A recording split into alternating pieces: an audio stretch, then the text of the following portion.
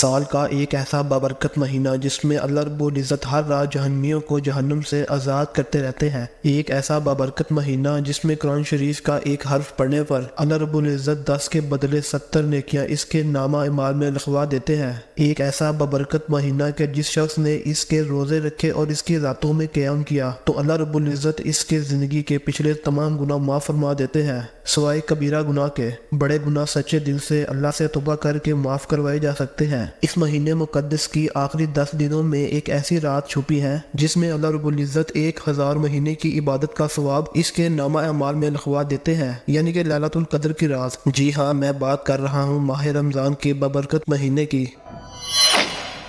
مشکوٰۃ المصابیح کی حدیث نمبر 1962 میں بیان ہوتا ہے، حضرت ابو ہریرہ رضی اللہ تعالیٰ عنہ بیان کرتے ہیں کہ نبی کریم صلی اللہ علیہ وآلہ وسلم نے فرمایا، تمہارے پاس رمضان المبارک کا مہینہ آیا ہے، رب کائنات نے اس کے روزے تم پر فرض کیے ہیں۔ اس برکت والے مہینے میں جنت کے دروازے کھول دیے جاتے ہیں اور دوزخ کے دروازے بند کر دیے جاتے ہیں اور سرکش شیاطین جکڑ لیے جاتے ہیں، اور ساتھ ہی بیان ہوتا ہے کہ اس مہینے میں ایک رات ایسی ہے جو 1000 مہینوں سے افضل ہے، یعنی کہ لیلۃ القدر کی رات۔ جو شخص اس کی خیر اور بلائی سے محروم ہو گیا گویا وہ ہر بلائی سے محروم ہو گیا۔ اسی موضوع سے متعلق یہاں پر ایک بہت ہی مشہور اور سخت ضعیف روایت ملتی ہے، جس حدیث کے زیادہ تر الفاظ بخاری اور مسلم دونوں میں موجود ہیں، لیکن کچھ الفاظ سخت ضعیف ہیں، جو کہ مشکوٰۃ المصابیح کی حدیث نمبر 1965 میں موجود ہے کہ نبی کریم صلی اللہ علیہ وآلہ وسلم نے شعبان کی آخری رات صحابہ کرام سے خطاب کیا اور آپ نے فرمایا کہ اب رمضان کا مہینہ شروع ہونے والا ہے، اور پھر رسول اللہ صلی اللہ علیہ وآلہ وسلم نے رمضان کی فضیلت اور برکتوں کے اوپر اصحابہ کرام کو درس دیا۔ حدیث کے اختتام پر ملتا ہے کہ اس مہینے کے پہلے 10 دن رحمت کے، دوسرے 10 دن مغفرت کے اور تیسرے 10 دن دوزخ سے آزادی کے۔ یہ روایت بالکل جعلی ہے، کیونکہ مشکوٰۃ المصابیح کی حدیث نمبر 1960 میں رسول اللہ صلی اللہ علیہ وآلہ وسلم نے فرمایا، اللہ تعالیٰ کی طرف سے ہر رات جہنم سے لوگوں کو آزاد کیا جاتا ہے۔ جی ہاں، یہاں پر لفظ آیا ہے ہر رات، نہ کہ صرف ایک خاص وقت کے لیے۔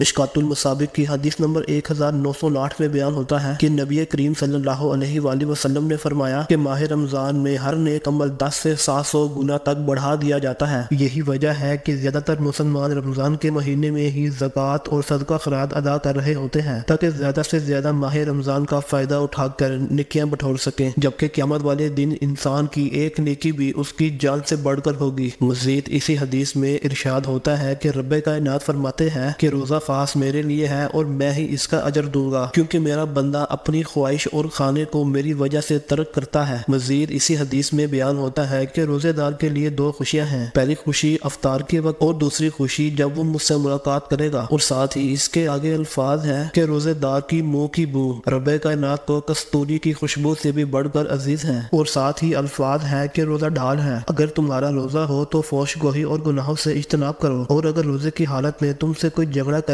تو اس سے کہہ دو کہ میں روزے کی حالت میں ہوں۔ دوستو، اس مقدس مہینے میں ہر بڑے اور سرکش شیطانوں کو جکڑ لیا جاتا ہے، جیسا کہ مشکوٰۃ المصابیح کی حدیث نمبر 1962 میں بیان ہوا ہے۔ تو سوال ادھر یہ پیدا ہوتا ہے کہ جب سب سرکش شیاطین کو جکڑ لیا جاتا ہے تو اس کے باوجود بھی ہم گناہوں سے باز کیوں نہیں آتے؟ کیوں ہم 11 مہینوں میں بار بار وہی گناہ کرتے رہتے ہیں؟ مثال کے طور پر اذان کو سن کر اپنی آنکھیں بند کر لینا اور نماز قضا کر دینا، یعنی کہ خود کو تسلیاں دیتے رہنا کہ میں بعد میں پڑھوں گا، مذاق میں یا عام روٹین کی طرح جھوٹ بولتے رہنا، چغلی، غیبت یا حسد جیسے سنگین گناہوں میں ملوث رہنا، یا ہر وہ گناہ کرنا جسے رب کائنات نے منع کیا ہو، تو وہ کون ہے جو ہمیں ان گناہوں کی طرف مائل کرتا ہے؟ دوستو، جیسا کہ میں نے آپ کو پہلے بھی اپنی YouTube ویڈیو میں بتایا تھا کہ ہر انسان کے ساتھ ایک فرشتہ اور ایک جن مقرر کیا جاتا ہے۔ فرشتہ اس کو نیک کاموں کی طرف بلاتا ہے، جبکہ شیطان اس کو ہر وہ غلط کام کرنے کی طرف اکساتا ہے جسے اللہ پاک نے منع کیا ہو۔ یہ وہی شیطان ہے جو ماں کی گود سے قبر تک آپ کے ساتھ رہتا ہے اور آپ کے ہر اس کام سے واقف ہے جو کہ اب چوری چھپے چھپ کے کیا کرتے تھے۔ اس کو عربک میں قرین کہتے ہیں، جبکہ اردو زبان میں اس کو ہمزاد کے نام سے جانا جاتا ہے۔ اگر آپ حدیث پر غور کریں تو حدیث میں واضح طور پر بیان کیا گیا ہے کہ سرکش شیاطین کو جکڑ لیا جاتا ہے۔ جی ہاں، یہاں پر لفظ استعمال ہو رہا ہے سرکش، جبکہ میرے اور آپ کے ساتھ جو شیطان ہے وہ سرکش شیاطین نہیں ہے، بلکہ یہ شیطان یعنی ابلیس کا چیلا ہے، جو کہ ابلیس کے ماتحتی کام کر کے اپنی ڈیوٹی پوری کر رہا ہے۔ جبکہ صحیح مسلم کی حدیث نمبر 7106 میں بیان ہوتا ہے، حضرت جابر رضی اللہ تعالیٰ عنہ سے روایت ہے کہ نبی کریم صلی اللہ علیہ وآلہ وسلم نے فرمایا ابلیس اپنا تخت پانی پر بچھاتا ہے، پھر وہ اپنے لشکر روانہ کرتا ہے، اس کے سب سے زیادہ قریب وہ ہوتا ہے جو سب سے زیادہ فتنہ ڈالتا ہے، ان میں سے ایک آ کر کہتا ہے کہ میں نے فلاں فلاں کام کیا، ابلیس کہتا ہے کیا تو نے کچھ نہیں کیا؟ پھر ان میں سے ایک آ کر کہتا ہے میں نے اس شخص کو جس کے ساتھ میں تھا اس وقت تک نہیں چھوڑا یہاں تک کہ اس کے اور اس کی بیوی کے درمیان لڑائی نہ کروا دی۔ شیطان اس سے بہت خوش ہو کر اس کو اپنے تخت کے پاس جگہ دیتا ہے اور کہتا ہے کہ تم سب سے بہتر ہو۔ تو دوستو یہ حمزاد ہی ہوتا ہے جو کہ آپ کو تمام گناہوں کی طرف اکساتا رہتا ہے، پھر چاہے وہ ماہ رمضان کا مہینہ ہی کیوں نہ ہو۔ باقی آپ کا اس کے بارے میں کیا خیال ہے مجھے کامنٹ سیکشن میں ضرور بتائیے گا۔